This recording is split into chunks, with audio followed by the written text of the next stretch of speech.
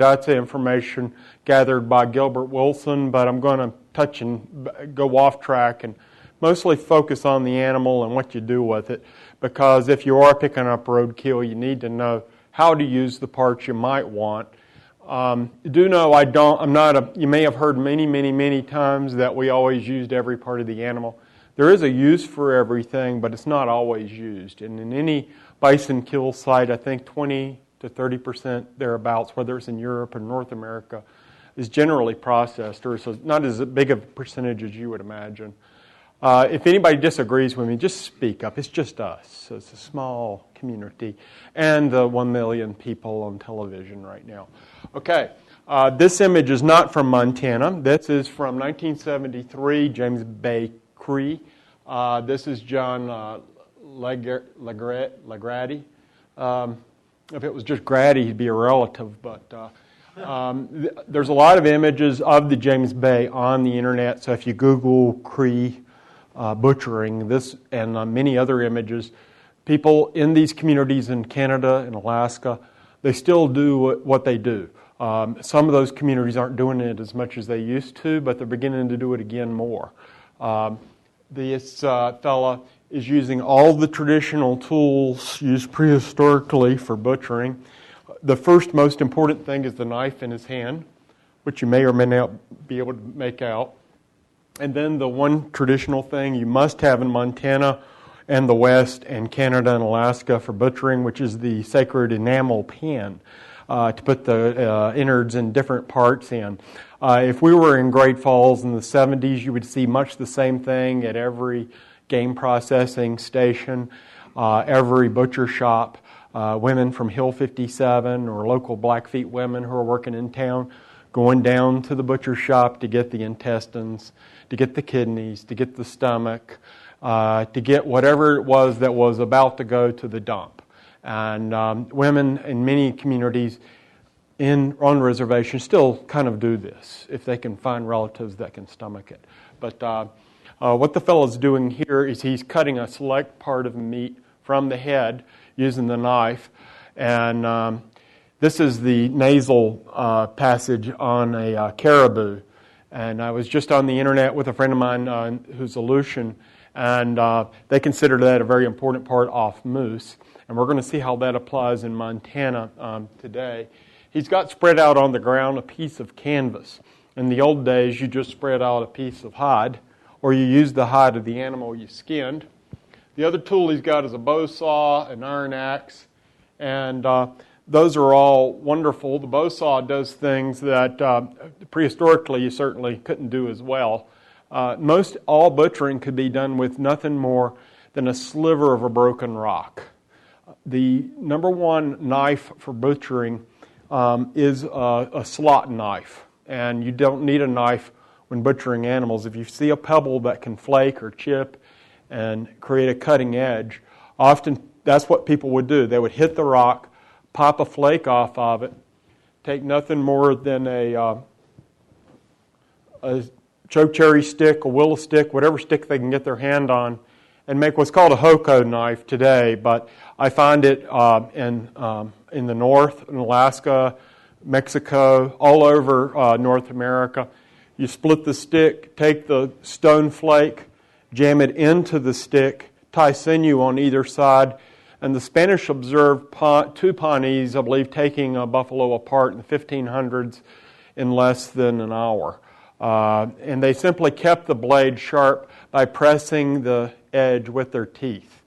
The Spanish were absolutely blown away with the efficiency and accuracy of nothing more than people tearing an animal apart with nothing more than an elegant little stick. Paul Raska, that lives now in Shodo, he was an assistant to Ellsworth Yeager, and I was just with Paul this morning or this afternoon. And Paul, I call it the Paul Raska theory. If you're trying to learn something the old way, if it's taking too long, it's complicated or convoluted, you're doing something wrong. You're not doing it the old way. They kept it simple, and they made things happen. Unfortunately, a lot of people don't have grandma around anymore, but I want to expose you to just some of the information that's out there and some of what you should be aware of if you haven't done it before. And some of you may have. So we will learn how to change the slide. One perception or idea that I run into, I do a lot of buffalo. This is kind of your ideal bison to be killed in the good old days. And even today, a yearling bull or a 2-year-old cow, something in the young age. When people hunt, they're after meat mostly. They don't hang up racks inside their lodges. They're after meat. And this is like young men or young women in a bar. You're looking for young game. And nothing really old. First pick is a female, always young females. Second pick would be a yearling bull, 2-year-old bull. 3-year-old bull's pushing it, and 8-year-old bull, man, you must be starving to death. You'll read many accounts of people going out, shooting an old bull. They take the tongue and the tenderloin, and that is it. And there's a reason for that. It'll dull a hamburger grinder. It's so tough. The tongue, the tenderloin, there's just not much in a bull of value and very little fat. Fat is critical and important if you're dealing with folks that live without internal heat. You need that fat for your energy. You don't have potatoes, you don't have spaghetti, you don't have your carbohydrates readily available, and the fat is what does it for you. These bison are actually not far from here. They're just east of Townsend. This is Pam and Craig Knowles' herd at Bison Quest. Beautiful animals, very happy buffalo. Both of them are biologists, rural biologists that travel around. They have the happiest buffalo in the world. The other thing that happens with buffalo is how do you age a buffalo? Well, kind of a straight horn on a young animal is about a yearling. And if you read the Hornaday journals on the internet, what's his first name? I forgot already. But Hornaday shot one of the last herds of buffalo here in Montana. You can still see them today in Fort Benton. And Hornaday wrote for the Smithsonian. He wrote a great paper. And he said that classically when hunters come out onto the plains, and we're talking late 1880s, they make a horrible, horrible European mistake. They go after the big bull, and when they try to butcher it, they realize what a horrible, horrible mistake they made. This is what you don't want to see when you open the buffalo's mouth. At the top is the lower teeth of a 6-year-old bull. And Hornaday actually has a really nice chart of teeth and how to age a buffalo based on the teeth. The bottom is really what you want to see, a year-old to 2-year-old, where the 2 front teeth are mature. But this on the top is not what you want to see when you're butchering buffalo. That's a nightmare. I know, I've been there. Okay, let's say you've killed your game, you've hit it with your 4-wheel drive, or somebody in front of you hit it with a 4-wheel drive. Packing out the buck the easy way. This is a pipe dream, but yet I would say this is still a European mode of getting the meat back home. And this often shows up in museums. And when I was asked to review for the St. Louis Arch, something recently for an artist friend of mine, I realized what a horrible mistake this has been. Have you ever tried that, Melvin? Did it work for you? No, once it's sway. Once it's sway? Unless you carry it like you do a leader when you're in the military. You have to be in step. In step, but it's kind of a pain. I have absolutely no evidence that Native Americans, anyone on the continent, ever did this at all. This is what do you call those? Our artist rendition of what natives bring in game back. I did find early pre-Columbian research on where this tradition may have come from. And after careful review, this is Hermatidus Bosch. And this is traditional European spoonbill hunting of humans. And evidently he used an atlatl on that guy. But it carries over, so this is about 100 years before Columbus thought about coming out here.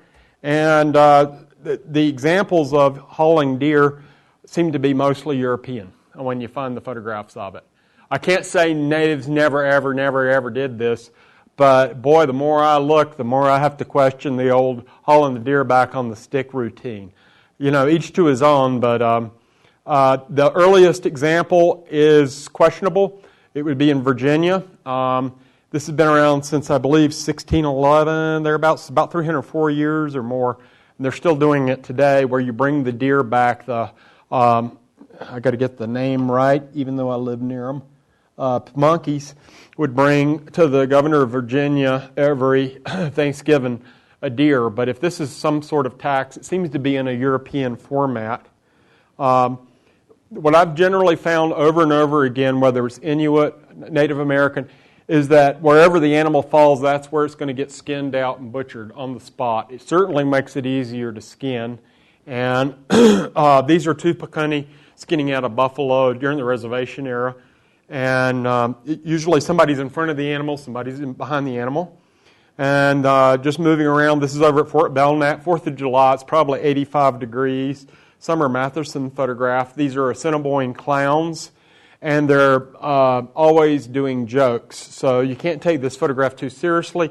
But the clown with the knife is boasting of having the choice part, which is the anus meat. And the inside joke is anus meat really is tender, whether it's moose up in Alaska or elk down here. It doesn't get a lot of action and it's kind of tender.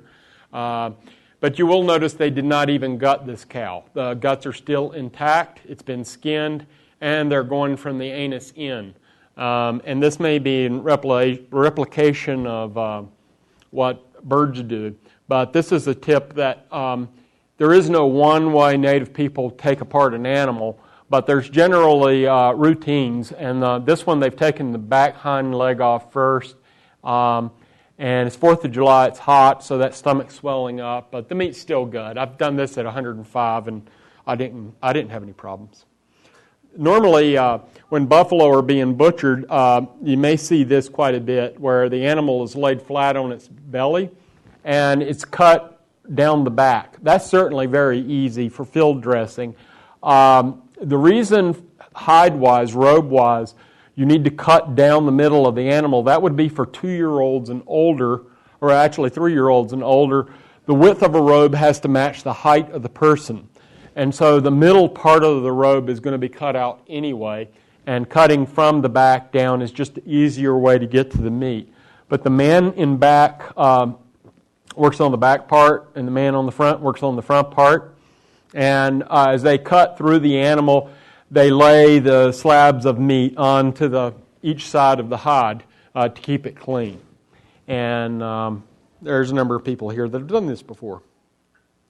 This is usually what you see after a butchering, and in the old days, if there were 20 or more people and you're butchering an animal, the green part would not be there. It would be gone. If we were in Sweden and we were butchering animals, the green part is gone.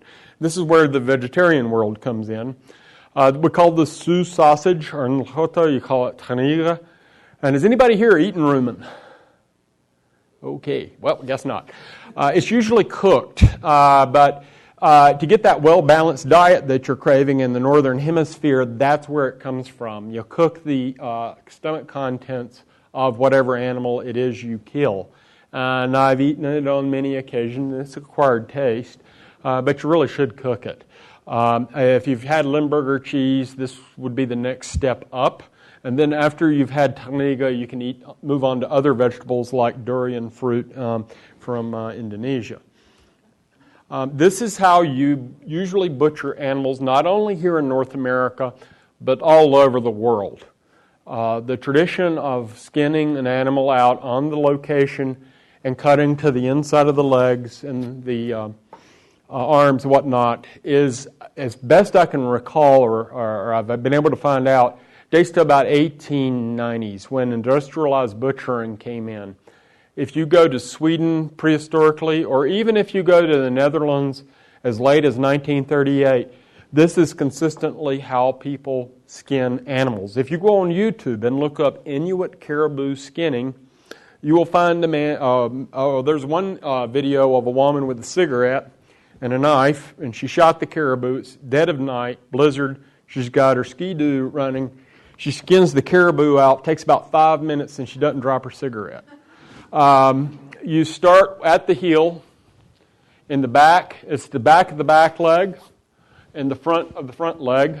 You still skin up the back, but Melvin corrected me. He said this illustration, this is from Reverend Goodbird, who was working for Gilbert Wilson in North Dakota, Hidatsa, that this cut is correct. And that's how you do that, Melvin? Yeah, you come down the arm and go straight into the brisket. Right, but you go straight across between the two. For a long time, somebody told me it's a plunging neckline. It's a V, but that doesn't come out right. And the other thing that also showed up in the Inuit caribou skinning, when they're skinning from the back hoof and coming down, you don't go to the anus, you go to the inside of the groin, and then you cut to the anus, and that creates an absolutely rectangle hide. And I call this square skinning, but rectangle skinning. If you have your own term, use it. The result is the robe here on the table. To give you a quick visual, a friend of mine in Manitoba, his kid Cheyenne did this one. This is a deer hide that is square-skinned, and the legs is down to the dew claws. You can see it's a straight line from front leg to back leg. It's a straight line all throughout. It comes out rectangle. This fits perfectly on a frame. Well, if you took the legs off. This is a more efficient use of skin. If you were in Belgium in 1938, one of my customers sent me an image of drum makers, and all of their cattle hides look exactly like this. No difference at all. They even sewed up the brisket and the leg to it, just as would be done in this, and that's been done to this old 1870s robe. I call this square skinning, but there's probably many different names. The idea is if you're making things like teepees, wearing robes, wearing clothing, this is the most efficient use of skin. The reason people, I assume, have gone to skinning to the inside of the leg is the meat industry, and it's to quickly get to the meat since the skin is not as of much value. And then as late as 1920, the USDA said that's the only way that you can skin. But do know that no matter where you go in the world, if you order hides from Africa, you will be on eBay, you will see square-skinned hides. Yeah, Melvin. But the Cree, where you're cutting the back leg, the Cree lady says you cut where the hair changes color. Mm-hmm. And so if you do that, you don't go there, you go right down the back leg. And up to the vent, No, the anus. You Yeah. come down that edge, you come right down there. Mm-hmm. To there. Right, so you don't have that because that's where the color changes. Mm-hmm. And so that's what she said. On the whitetail, it's very, very easy to see because the color changes from white to brown. And so you have to follow that line. That way you're going to get a flap. Mm-hmm. Well, actually, what I found, because I was having this problem with my buffalo hides, and that comes to the next slide, that's why I'm glad you're here, is I was getting a flap. Right there, it's a triangle right there. Yeah, and this one was done the way the Cree lady said too. So it's a minor thing, but I was getting the triangle flap, and if you... You're not cutting it right then because that would be straight across. If you follow the color of the legs all the way down, Right. that piece that's right there should have been gone to the belly, and that's why when you put it in the frame, it's weaker. Mm-hmm. That piece that's right there. Right. Let me get a laser This piece- point. This piece right here would be over here where it would be in the belly. And so then this is the weak point when you put it in the frame. In the frame. Okay. Well, on the Inuit skinning, that's what they do is they do to the groin. They go in through the groin and then up to the vent. But there's... So it's all the belly thin stuff to the hind quarters, and then you put it in the frame, it tears up. Mm-hmm. Well, I hadn't had that problem so far with buffalo, but I haven't tried it with deer, to be honest with you. So that's why I'm glad you're here, and I didn't know. That's why I've called you here. This is a square skin hide, and I had a laser pointer, but my finger works anyway. The part I want to point out is when we did that skinning across the chest, you end up with the brisket flap that pops up between the head and the front leg. And to make more use of the hide, this is laced together at first, and then there's a running stitch done with this. It's kind of thin skin, so the running stitch is just one piece of sinew going in and out on one side, in and out on the other. And after the talk, if you come up, you can in detail see that stitching on this robe. In the Wilson stuff, they lace that together. It'll come out 9 inches every time. 9 inches, yeah, when you go straight across here, yeah. And that's consistent with a lot of stuff here in the museum. So this is a square skin buffalo hide. You ever take the flap in the back of the butt? And this is what you kind of want to see on the frame. If the front leg had been a little longer, it would even fill in that corner. One of the benefits to this is if you are out in the field, this is from Gilbert Wilson's notes, again, Reverend Goodbird doing the illustration. Even Horace Kephart, who wrote for, I believe, Field and Stream from North Carolina, yeah, Colby, all right, he illustrated this type bag. And this is typically what you see hunters, Native Americans doing, is butchering the deer and with the square skinning, using those legs. And if my cousin will come up.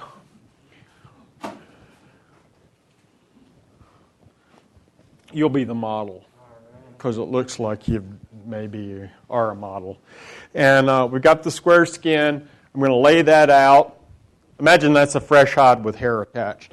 I'm going to take my choice meat parts, maybe not the whole deer, throw that in there. I'm going to do the horse cap part, and then I'm going to grab a stick.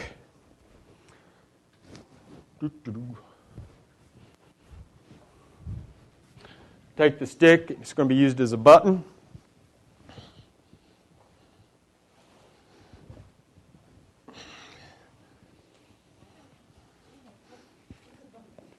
Yeah, you can stand up.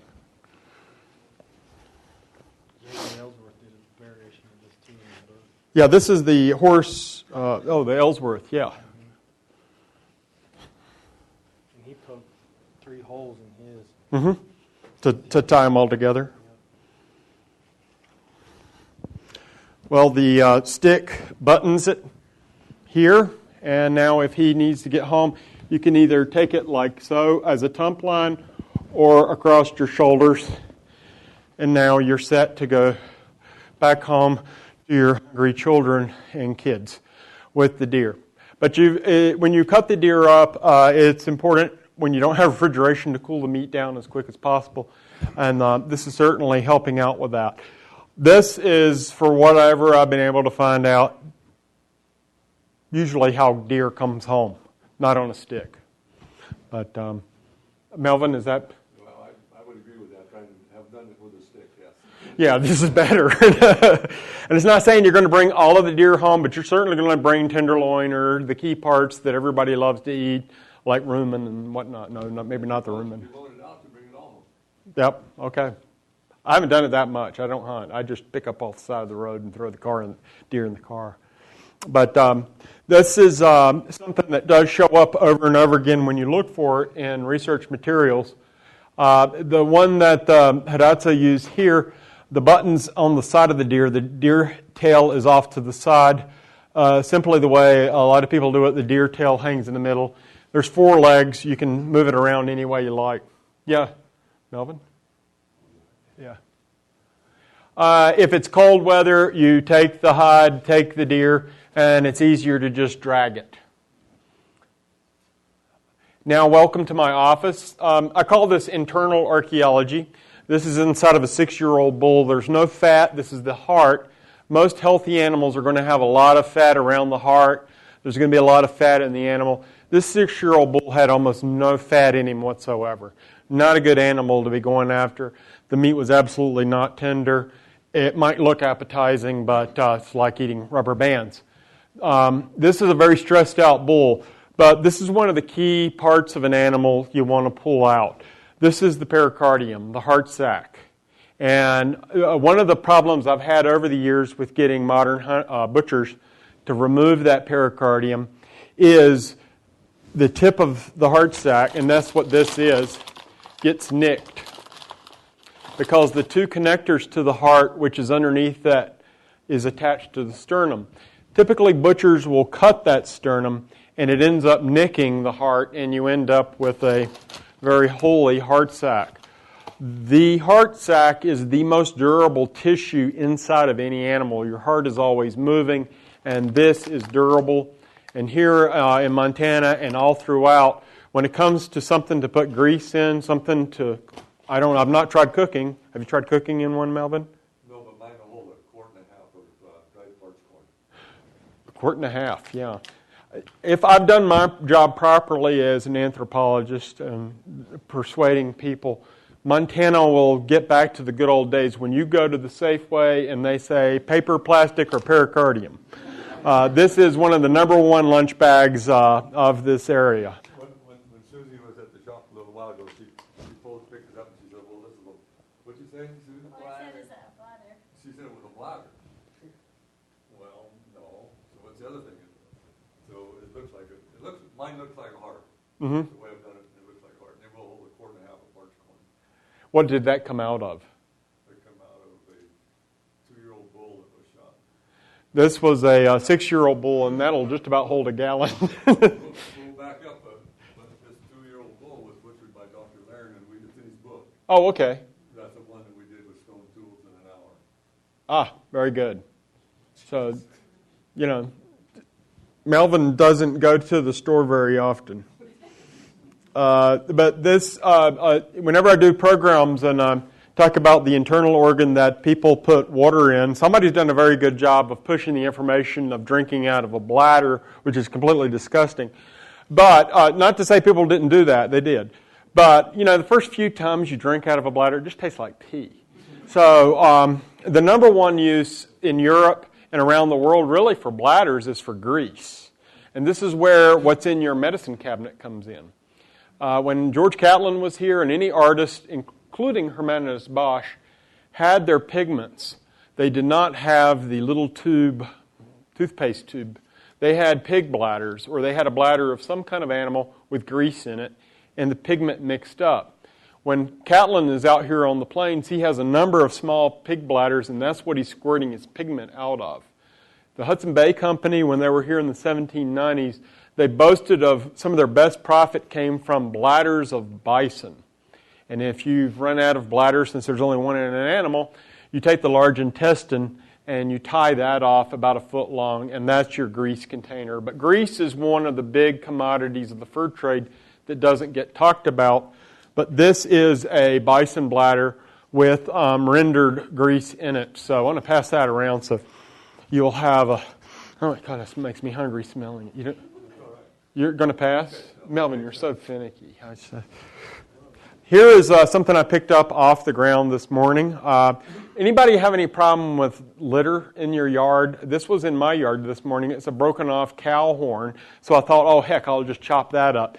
It's easy to talk about putting grease in a bladder, but this is what you put it in with, is a funnel made out of a bison horn. So you pour the grease in this and it goes into the bladder or into the large intestine about a foot long. And if you've ever had sausage, that's where the evolution of sausage also comes from around the world. You're saying grease, is that rendered fat?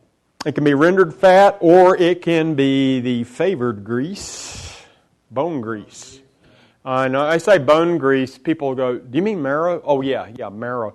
Hadatzas refer to it, and a lot of native people, as bone grease.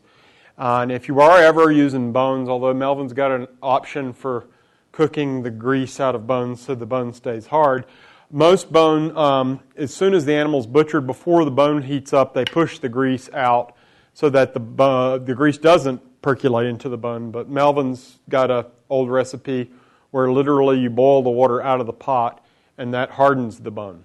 But if the grease naturally heats up and gets into the bone, you've just got a very brittle bone. It's not very good for a tool. So it's best to push the grease out. This tastes about like butter. Actually, butter's not as good. This is delicious. Yes? So let's get back here to Steve. Steve, when you go into archaeological sites, the bone is crushed up and the bone grease is taken out of it, right? Right? Most of the time. Right. Yeah. So what you're saying is also true, but the real bone grease, that bone is ground up and boiled. And then taken, right? Yeah. It's hit up with a stone hammer. Right. There's many images of Indian women sitting there and they're about to work hods and they're breaking the leg bones. So isn't that the difference? Wouldn't that be the difference between bone marrow and bone oil? Or I don't know. Because you got marrow, which is one type of grease, and then the bone itself has got grease in it.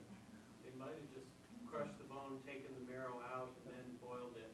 Yeah, but in archaeological sites, they find all kinds of ground up bone that they boil the grease out. Usually pretty highly fragmented. Right. Yeah. I know, and many times in getting to that grease, you'll see women with stone hammers or handheld hammers, and the little old lady is usually the one in the corner with the rock crushing the leg bones. We did 40 animals this week, and certainly I'm not thinking of cutting all those leg bones and squirting the grease out just to save the bone. But that's a very common theme. Here's another bit of internal archaeology. She's holding a heart sack, basically, with water. This is how you hold a lot of your water. It's one of many ways. It's also very portable. A heart sack will last you, according to Flannery, and I know this from experience, more than a month. It'll sometimes last 6 months if you take good care of it. I'm still learning how to take care of mine. That's a big heart sack. But this is commonly the canteen on the plains and throughout, not just the plains. Again, tump lining. In this case, a fresh-killed buffalo. The fresh-killed hide's on his body, and he's hauling the ribs back. So that's how you can haul your ribs back if you like your barbecued ribs. Again, this is Hidatsa, Reverend Goodbird's sketch. And here is Reverend Goodbird's Uncle Wolf Chief. And Wolf Chief is demonstrating the use of a spit, which is a sharp stick. It is the fork for butchering, and just recently was in Dale, Montana. I was pleased to see the guy was butchering with a knife, and he had a hay hook holding the meat back, which is pretty much also how you use a skewer. The skewer here is also, the meat fork is used for roasting your intestines. Again, Reverend Goodbird's sketch of intestine. Anybody here eat roasted intestines? No, just me. Anybody else from North Carolina? How about you? Your mama didn't love you as much. My impression of intestines is coming home from school one day, and my grandmother's babysitting us, and she had a tar paper shack in the 30s, and it smelled like somebody had released pigs into the kitchen. And there's Grandma Mabel with the intestine hooked up to the sink, but the other hand is holding back the corn.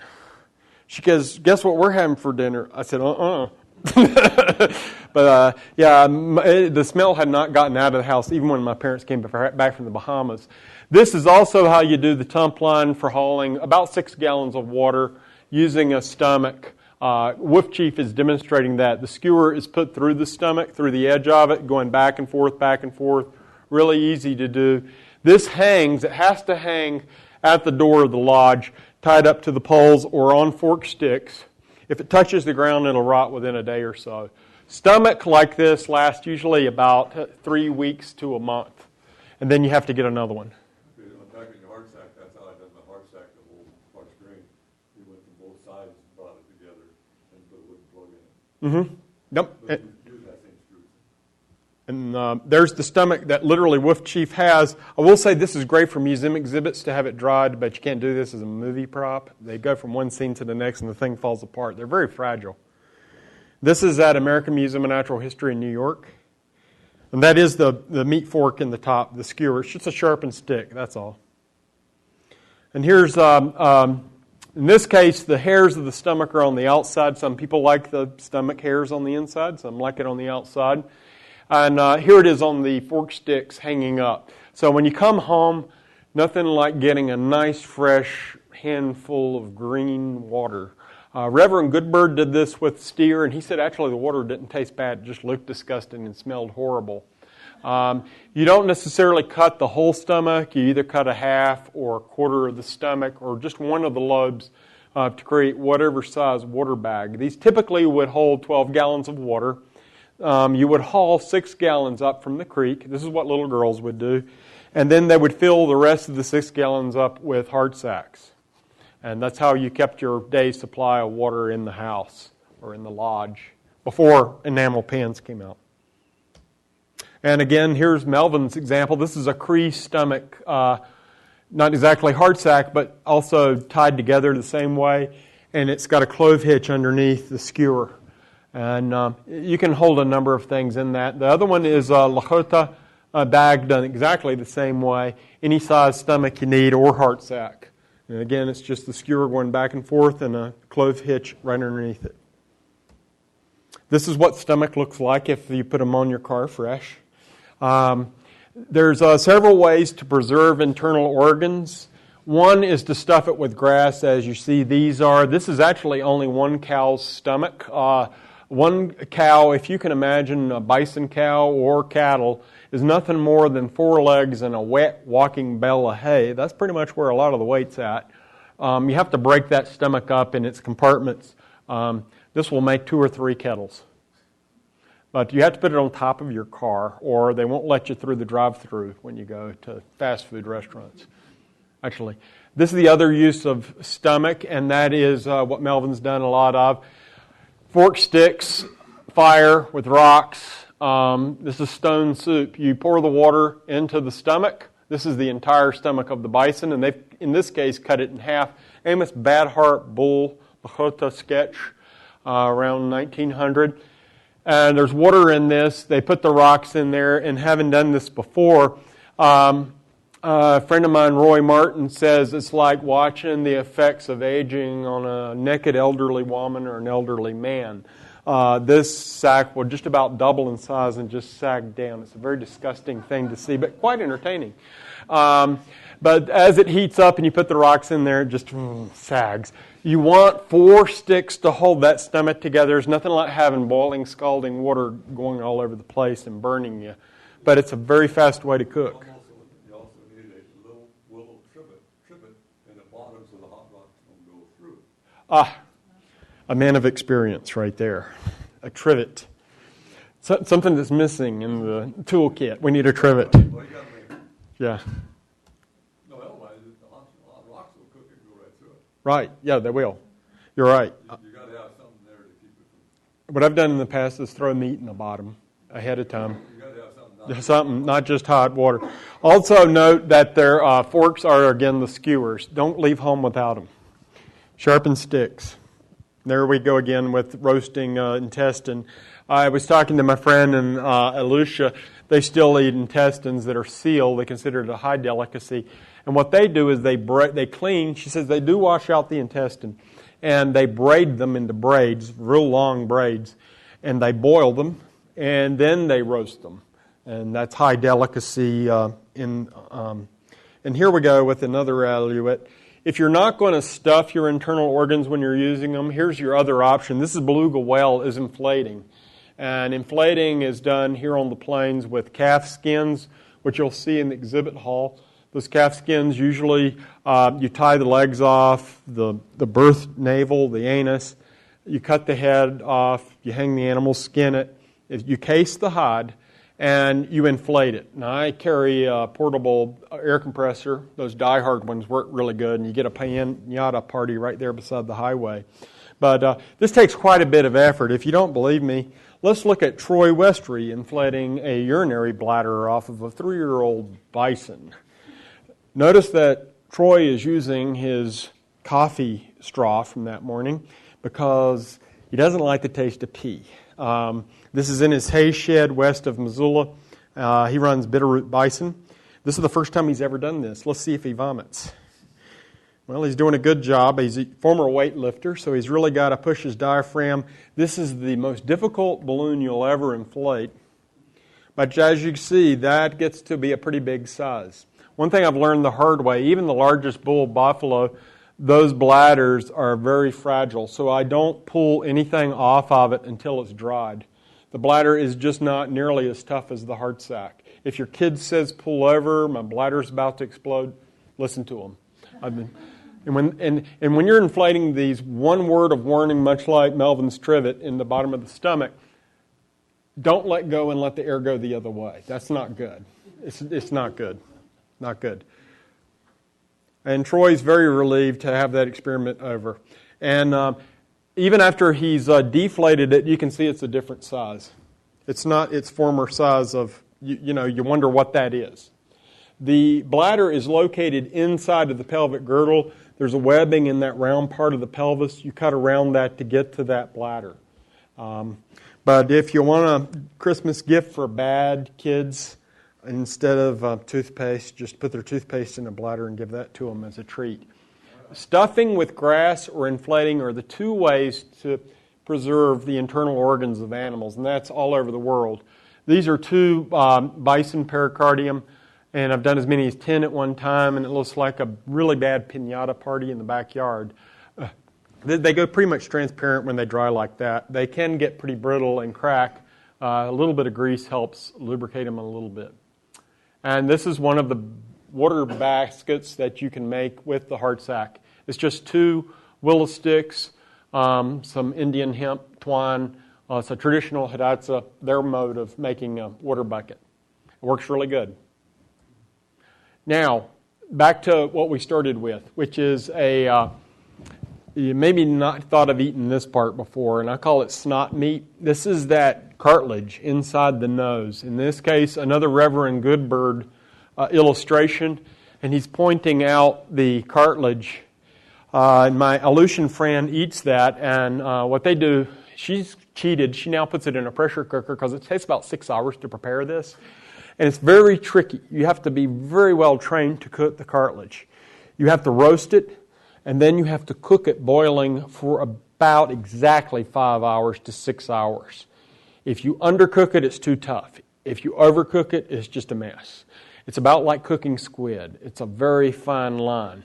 But do know that including the squeal, or in this case the bellow of a buffalo, is eaten here on the plains. And this is an example of that. Often when animals are broken down, they're not just quartered on the spot. Hidatsa would break them down into 8 parts. And the division line in the spine is between the heart and the liver. And they would do that literally with a knife. They would go through the spinal column and separate it. And it's separated not into quarters, but into 8 parts for easier hauling. And this is just a Cree meat rack, just to show you another way to do jerk. Has anybody here made jerk other than Melvin and everybody here that, yeah, okay. Jerk the old way, Paul Raska illuminated me to this. He said the best knife for making jerk is a plastic knife from a fast food restaurant or from your local thing. In the Pikuni, they grab a section of muscle. That's why it's easier to butcher the animal. You're removing whole sections of muscle. You hold it in the hand, and you're not worried about a sharp knife because you're not trying to cut the tissue. You're trying to just divide it. So they'll like using a dull bone knife or a plastic knife. Butter knife works great.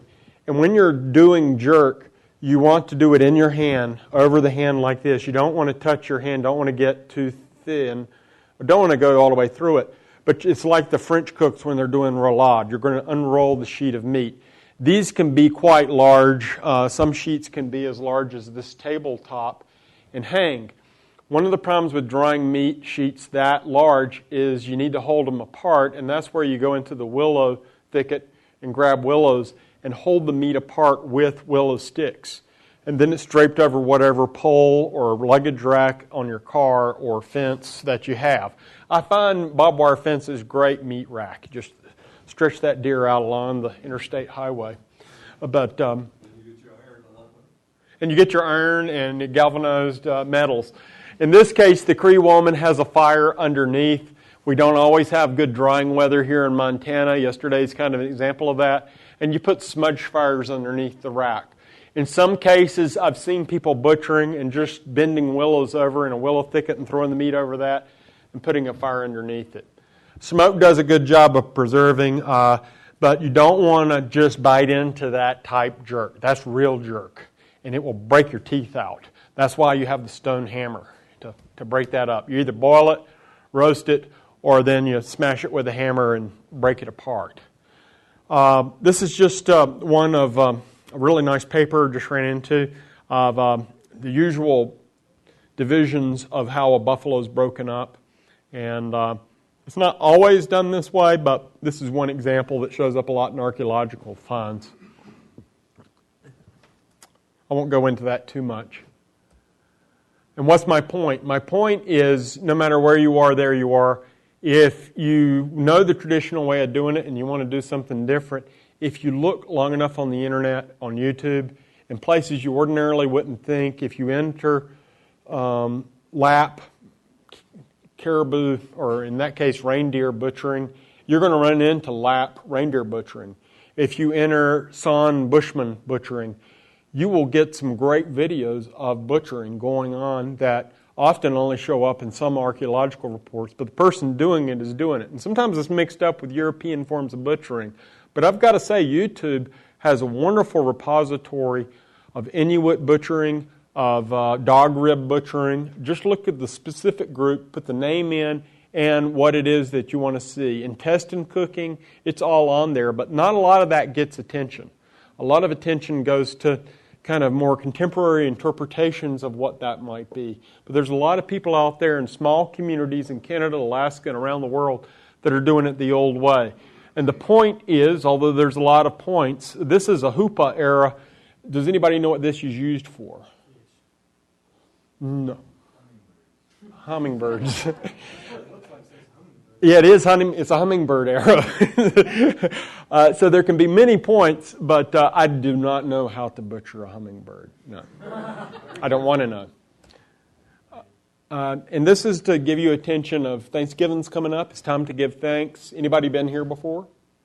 Raise your hand. Where is it, Steve?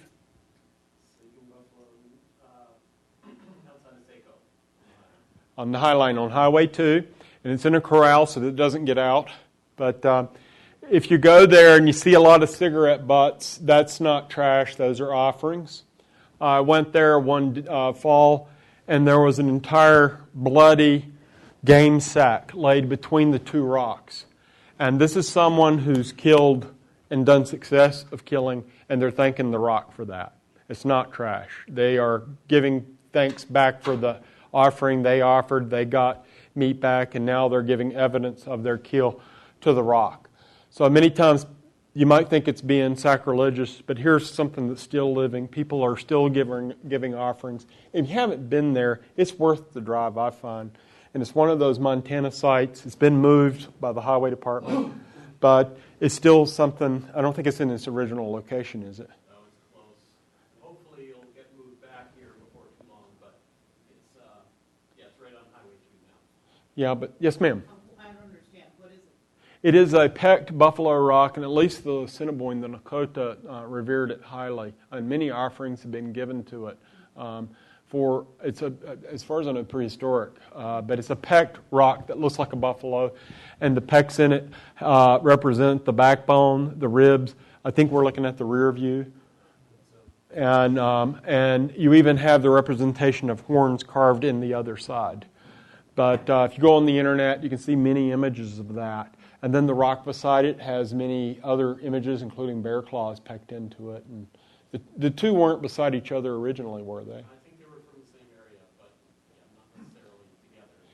If you want to know exactly where it's at, pick up a Montana road map, and it is designated right there in the Saco area. So, how big is it? It's about that big. It's about as big as buffalo. It looks like a buffalo. It's a buffalo laying down. Mm-hmm. Yeah, the cigarette butts. It's an impressive thing. I think it's one of Montana's treasures that are out there. And certainly when you look at it, what it's showing is almost a skinned buffalo. You're looking at the ribs, you're looking at the backbone. It's like a transparent vision of the bison. It's a great piece of rock art in my opinion. But get out there and travel. There's a lot here in this state. And again, a reminder, the artist on the side of the wall, if you want to know more information, more detailed information about butchering bison on the High Line, the book Land of the Nakota, which is also for sale here at the bookstore of the Montana Historical Society, has really good detailed information on butchering. And again, it'll reinforce the idea of young animals. And if this has made you sick and disgusted, at least I've reinvigorated your vegetarian urge. But there's a lot of good things, and I am very grateful this Thanksgiving that it is legal to pick up roadkill in Montana and give more Montanans a chance to explore their past, but enjoy a little bit better fed future. And now I'm opened up for questions.